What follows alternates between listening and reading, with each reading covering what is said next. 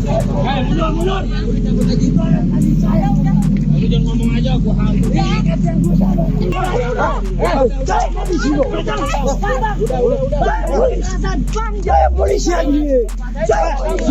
Kejadian viral terjadi di Bundaran Pondok Indah, Kebayoran Lama, Jakarta Selatan, Selasa, tanggal 7 Desember tahun 2021, dini hari, di mana seorang polisi dikeroyok geng motor.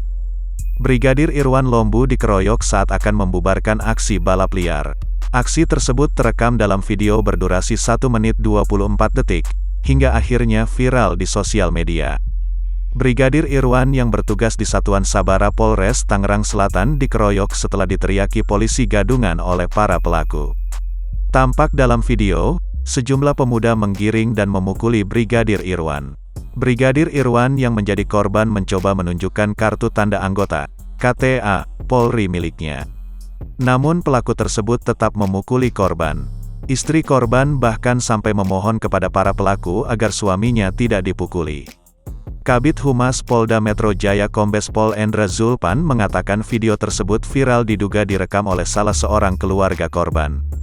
Dan pelaku pun sempat merampas ponsel milik seorang saksi yang merupakan salah satu keluarga korban tersebut. Zulpan juga mengungkap saat itu keluarga korban berusaha melerai, dan mengatakan bahwa korban adalah seorang polisi aktif, namun hal tersebut tidak digubris oleh para pelaku.